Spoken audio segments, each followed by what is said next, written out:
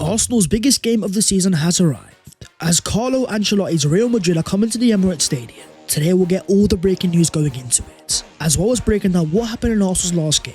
We'll also get an important update on Nico Williams, discuss the latest on Victor Gyökeres, and reveal why Max Dowman is making headlines once again.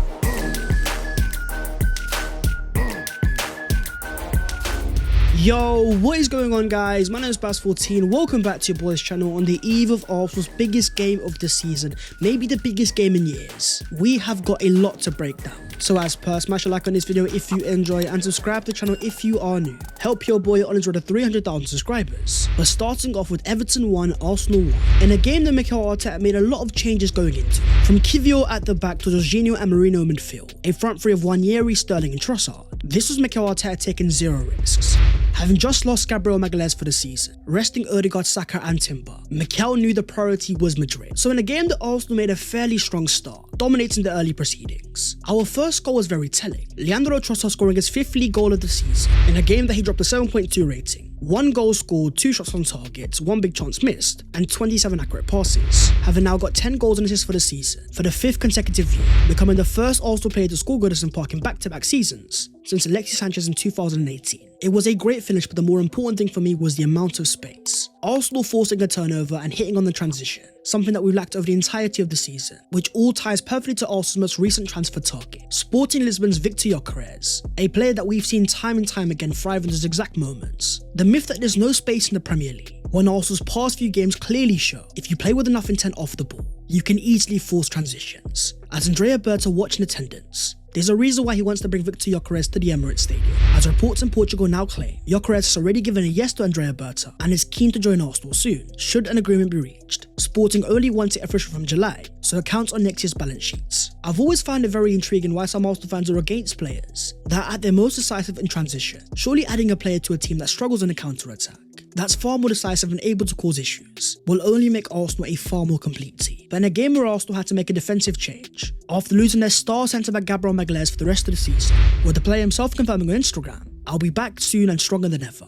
Until then, I'll be supporting the team every step of the way." In stepped Jakub Kiwior, who put in a man-of-the-match performance, as he was officially awarded the Player of the Match award, in a game that he dropped a 7.1 rating, with 3 clearances, 1 block shot, 1 tackle, 94% of passes completed, 1 key pass, 4 accurate long balls and 1 big chance created. Defensively, he was definitely solid, but the standout thing for me was definitely his long passing. Adventurous on the ball, trying to fire balls in behind, the prime example being the big chance that he created. Having arrived at Arsenal back in January 2023, one of the key quotes from Mikel Arteta was how Kiwior could change our way of playing, despite not showing anywhere near that level of effect. In this game, we definitely saw the glimpses. A centre-back with an eye for a pass in behind, alongside the ability to execute. Everton are nowhere near Real Madrid, but having thrived against a physical fool like Beto, a striker that caused so many issues in the midweek, to both Virgil van Dijk and Konate, this game was the perfect confidence builder, not only for the Arsenal player but also for the Arsenal fans. Kiwior is never going to be Gabriel Magalhaes, but when it comes to backup players, it's all about doing a job, something that in this game Kiwior did perfectly. But keeping it on the left hand side, let's talk Lewis-Skelly, in a game that he dropped a 6.4 rating, winning 6 of 9 ground balls, 2 out of 2 in the air, while also completing 3 out of 5 dribbles. We all saw that standout moment in the second half, a near 70-yard burst as Miles picked to the ball in his own half, burst past a few Everton players, showing elite levels of pace and power, winning Arsenal a dangerous free kick outside the box. Moussa Dembele liking the way that he was carrying that ball.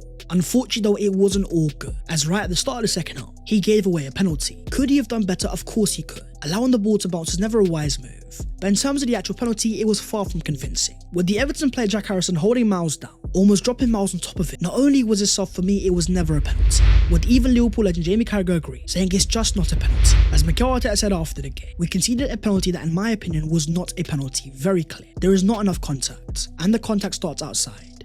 Inside there is nothing. As Arsenal fans witnessed yet another refereeing disaster club, Darren England was having a stinker. The same referee that was on the VAR duties, as Michael Oliver sent off Lewis-Skelly in our game against Wolves. From watching David Raya's goal kick get blocked and completely ignore it, to blowing the full-time whistle early, to only reverse that and then give Everton a free kick. It's games like this that make me question, do England have a single good referee? As for the 4th time this season, Arsenal robbed via an awful decision. From Declan Rice's red card against Brighton at home, to Trossard's red card against Man City away, the Saliba penalty against Brighton, and now the Lewis-Skelly penalty against Everton. Don't get me even started on Lewis-Skelly's red card against Wolves. Not only have we seen controversial decisions, but we also never see them again. No other team gives away that Saliba penalty. No other player gets sent off kicking a ball away, following another poor penalty. In a season that also struggled regardless of injuries and performances, we've also potentially been robbed of a possible 10 points. 10 points that if you add to Arsenal's current total, would be a lot closer to the Premier League title. And a title race that saw yet another shock, as Marco Silva's Fulham beat Liverpool 3-2 in a game that once again had me questioning what's the point of referees. From Van Dijk elbowing a Fulham player and it be completely ignored, to Kelleher taking out a Fulham attacker and no penalty get awarded. A deeper look into the stats had your boys shocked,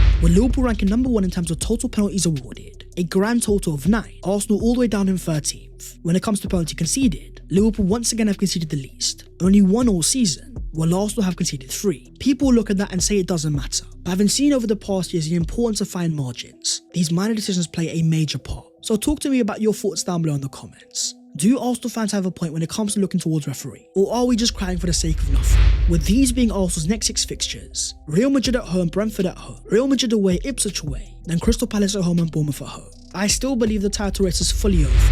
But having seen Liverpool now lose 3 of the last 4 fixtures, the key thing for me has been the decline of Mo Salah, dropping stinkers in the past 2 games, without a single shot in the Carabao Cup final. A player that is seen as a shoo-in for the PFA Player of the Year with 27 goals and 12 assists. If anything, his last few games have shown. The moment that Salah struggled, Liverpool do have a lack of options that can step up. A player whose contract is set to expire at the end of this season, with the likes of Trent going to Real Madrid, uncertainty over the future of Virgil van Dijk, maybe it's a sign to the future that we need to keep an eye on. But for Arsenal fans, after our 11th draw of this season, the second most in the league only behind Everton, at least the one positive bit of news was, thank God there was no more hamstring injuries. Moving on to the breaking Arsenal news. With all the focus on Arsenal's game against Real Madrid and a bit of transfer news, it's about time that we talk about a brand new Arsenal star boy, as Max Dowman made headlines once again after scoring a hat-trick against Leicester under 18. In a game that he had 3 goals and 1 assist, as Arsenal won 5-3. We saw yet another example of Dowman's excellent ball carrying ability, picking up the ball from the halfway line, driving past Leicester player, and finishing into the back of the net, in what has become a trademark move for Max Dowman. Need I remind you, this guy is only 15 years of age, playing years above in terms of age categories and still thriving. Dowman is a player that thrives under contact. Just like Lewis-Skelly and Ethan Wanyeri, he's got an innate ability to burst past players, thriving under pressure and still finding a way out. As Arsenal's under-21 coach Adam Birchall says, what really sums up Max is the fact that he came off the pitch and he was honest in the dressing room about areas that we can improve as a team, as well as how we can develop individually, showing great ability on the pitch and a mindset off the pitch. As Arsenal approach a summer where they're set to go to Asia, I wonder if Max Dowman is going to be a part in the trip to Dubai. We've seen it last year with Miles and Ethan. A chance to go to preseason can be a great chance to become a first teamer. Dowman, as we all know, is still very young, but with this level of elite talent, for me it's only a matter of time. Moving on though to an update on Nico Williams,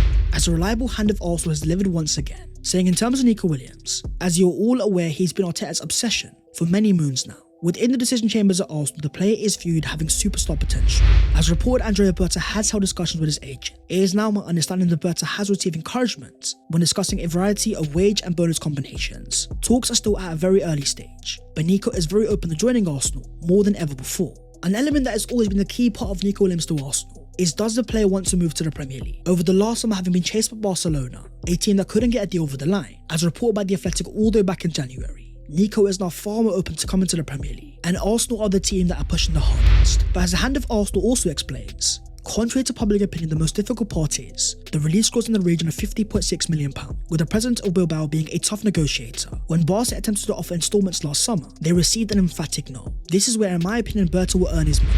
Paying £50.6 million upfront in the modern era is an eye-watering amount. If you ask any footballing finance experts, clubs will always try to spread the cost, but Arsenal have serious firepower this summer. Can Andrea Berta engineer a successful Basque heist? That is the £50.6 million question. More to follow suit. From all the reliable reports, Arsenal will have a lot of money to spend this summer, having spent nothing in January, only £70 million in 2024, with the idea being on investing in the forward line to get the project over the line. In the past weeks, the names have definitely arose: Victor Gyökeres and Nico Williams, 2 players that are definitely on Arsenal's radar. But do you think that is enough to get Arsenal over the line? As Arsenal welcome the reigning champions Real Madrid to the Emirates Stadium for the first ever time, in a game with so much uncertainty going into it, after reports that certain Real Madrid players could have been banned, from Rudiger to Kylian Mbappe.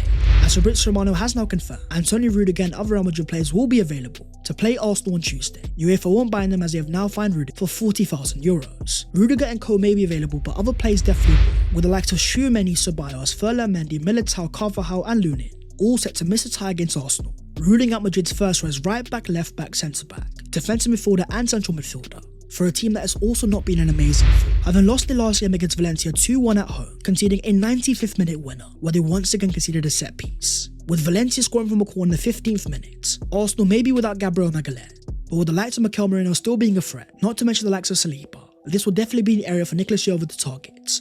Madrid, who have now conceded 8 goals in the last 3 games, have shown a level of defensive vulnerability. So in terms of Mikel Arteta, he now has a massive dilemma. What is going to be his starting front three? On the left hand side, you might have Leandro Trossard, but with the recent form of Gabriel Martinelli, having once again looked sharp off the bench against Everton, on the right hand side where Madrid definitely struggle, this could be a game for the Brazilian. But then you think towards centre forward. Having seen Mikel Merino play a midfield against Everton, despite struggling with a head injury, as Mikel Arteta confirmed after the game, he is fine. He just had a cut. In a game that Merino won 14 of 17 duels, 8 of 9 in the air, winning the ball back 6 times, with 4 touches in the opposition box, 3 tackles, 2 shots, 2 fouls won, and 1 successful take on. Mikel of course will have 2 different options, either playing Mikel Merino as a striker, or maybe using Leandro Trossard as a false 9. But for me it depends on the Arsenal defence. If Arsenal have Ben White and Yuri Timber available, playing either White or Tim on the right hand side, because the last thing I want is Uncle Thomas Partey in a game that Arsenal have to be at their very best defensively, up against the most talented attack in all of Europe.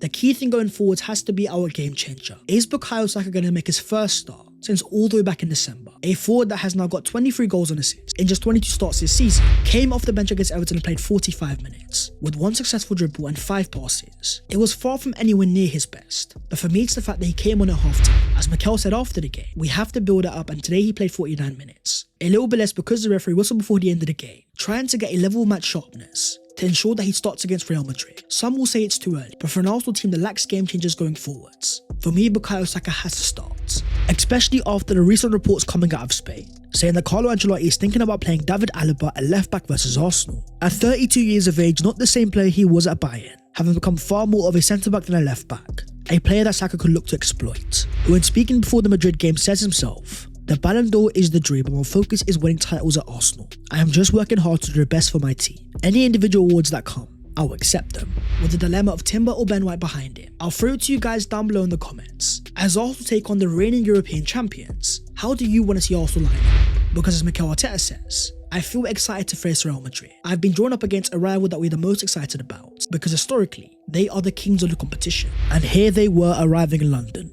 Carlo Ancelotti and co are coming to the Emirates, Mbappe, Bellingham, Vinicius, as Arsenal face the ultimate European test. But that is the video there and there, so hopefully you guys have enjoyed. If you have, don't forget to smash a like and also subscribe to the channel if you are new. If you want to follow your boy on all of his social medias, then the links are down below in the description. But that was all of your latest Arsenal news today ahead of Arsenal's gargantuan game against Real Madrid at the Emirates Stadium. Something that would have been a dream back in 2021 is the reality in 2025. A chance for Arsenal to make a statement and also a bit of history. My friends, I'll see you guys next time. Take care and in a bit.